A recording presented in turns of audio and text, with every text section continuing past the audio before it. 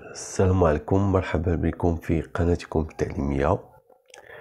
أعزائي التلاميذ أولى علوم رياضية، في هذا لا سيونس فيديو غادي نشرحو واحد التمرين من الكتاب ليفغ المفيد. سي ان اكزرسيس دو ليميت. المهم اخترت ليكزرسيس 51 تفاعلا مع بعض التعليق اللي طلبت مني نصح شي تمرين ديال calcul des limites en utilisant l'encadrement. Voilà, j'ai choisi l'exercice. بان لي انه راه مزيان. المهم هنا في هاد l'exercice عطيك لا فونكسيون f de x égale à sinus x fois la partie entière de x. Alors, on vous demande la première question. Vous voyez, elle dit la première question et à montrer que, quel que soit x dans R étoile, alors valeur absolue de f de x moins sinus x sur x inférieur ou égal à valeur absolue de sinus x. Voilà, il s'agit d'une égalité là. Alors qu'est-ce qu'on va faire? D'abord on va écrire l'expression f de x moins sinus x sur x. Alors, je vais remplacer, c'est sinus x fois e partie entière de 1 sur x moins sinus x sur x. Je vais factoriser par sinus x. Ça donne la partie entière de x moins 1 sur x. Donc, en valeur absolue,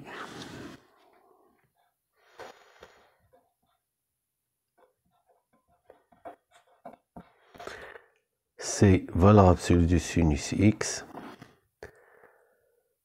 fois valeur absolue de e 1 sur x moins 1 sur x.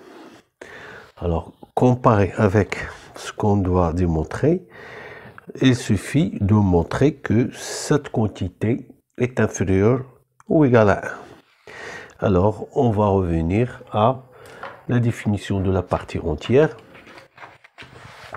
Alors, on sait que si je prends grand X, un nombre réel quelconque, il est supérieur à sa partie entière et strictement inférieur à sa partie entière plus 1.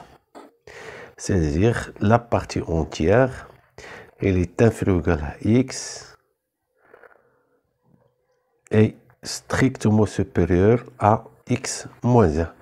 Je vais l'appliquer ici pour 1 sur X. Alors, on a E de 1 sur X est compris. Voilà, là, strictement, là, c'est inférieur ou égal. Voilà, donc là, c'est 1 sur X moins 1. Et là, c'est 1 sur X. Alors, 1 sur X moins 1 sur X inférieur ou égal à 0 est strictement supérieur à moins 1. C'est-à-dire inférieur, il est compris entre moins 1 et 1. Donc, valeur absolue de 1 sur x moins 1 sur x inférieur à 1. Multiplié par sinus, valeur absolue du sinus de x, c'est toujours inférieur à valeur absolue du sinus x. Là, je dois faire inférieur ou égal. Et aussi que la valeur absolue du sinus x est toujours inférieure. Voilà, et c'est terminé. Je m'excuse. Donc, c'est terminé. Nous avons notre expression f de x moins sinus x sur x est inférieur à valeur absolue de sinus x.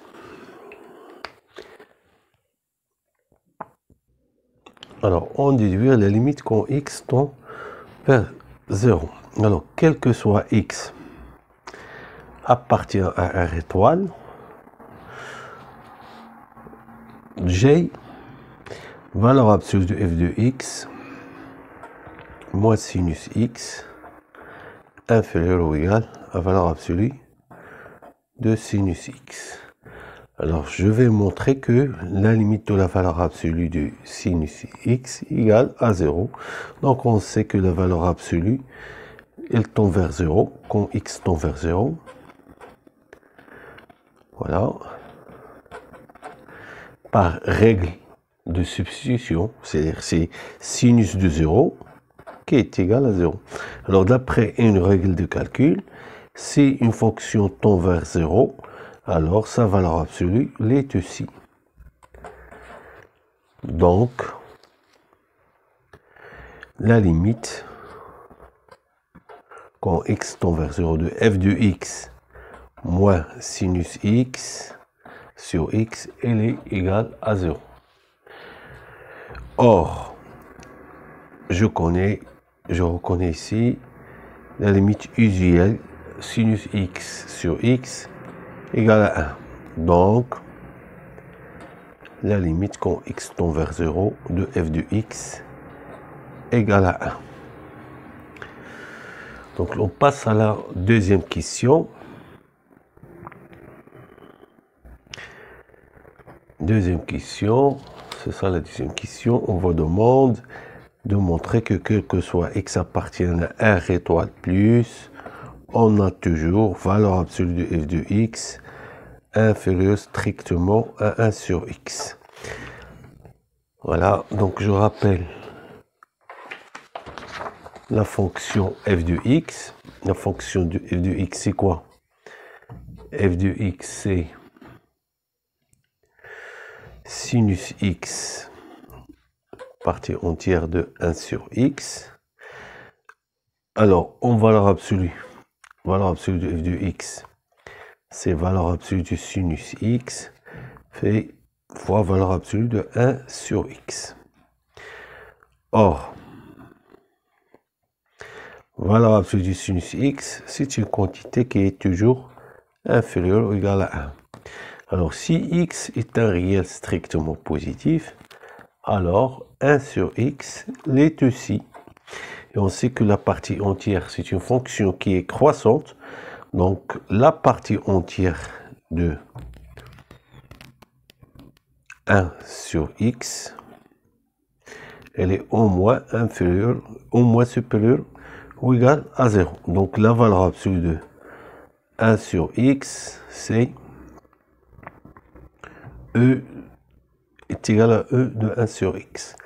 Et là, j'obtiens que si j'ai voilà, ceci, valeur absolue de x inférieure ou égale à 1, je vais multiplier par e de 1 sur x, la valeur absolue, la valeur absolue de 1 sur x,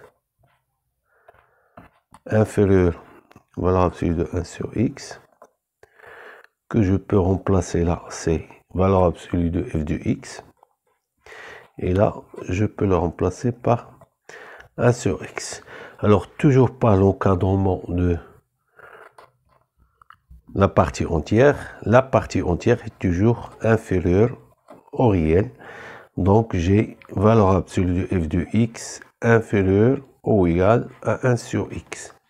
Après, on vous demande de déterminer la limite, c'est la question B, déterminer la limite quand x tend vers plus l'infini. Alors, d'après cette inégalité, alors, j'ai aussi la limite quand x tend vers plus l'infini, c'est 0. Alors, la limite quand x tend vers plus l'infini de f de x, c'est 0.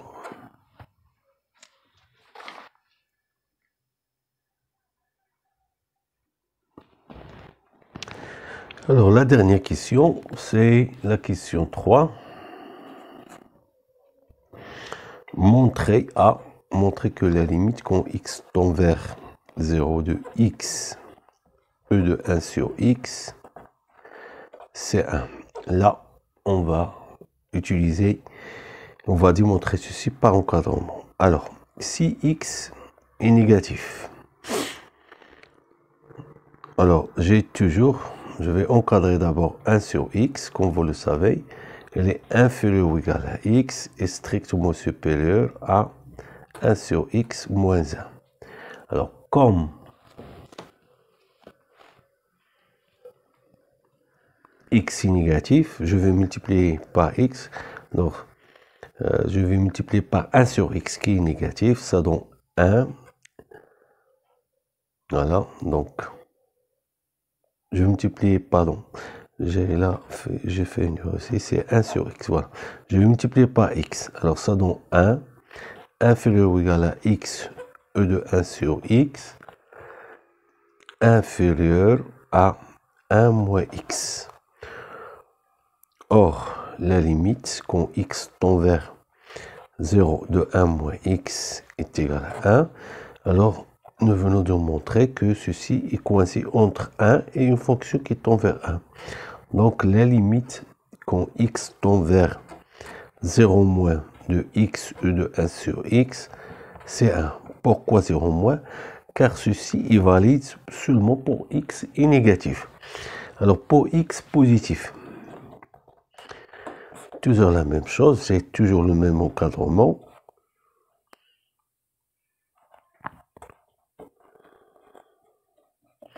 Je vais multiplier par x, mais cette fois c'est positif. Donc je vais conserver le même ordre. Et là, il y a 1. Et là, j'ai une fonction qui est coincée entre 1 et une fonction qui tend vers 0. Voilà, c'est ça, vers 1. Alors, je peux affirmer que la limite quand x tend vers 0 plus de x fois e de 1 sur x égale à 1. Donc, j'ai la limite à droite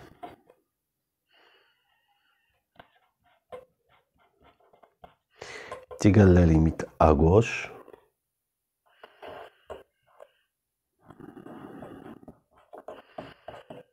Égale à 1. Donc, je peux affirmer que la limite en 0 de x 1 sur x égale à 1.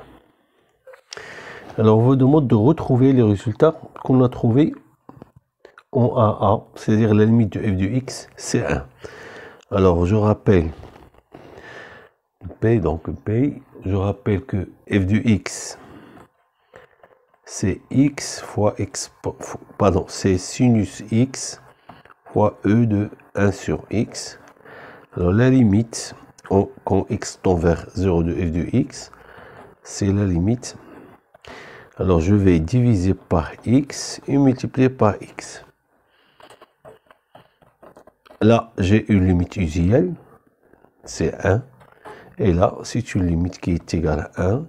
Et donc, le produit est égal à 1. Et j'ai retrouvé le résultat de la première question.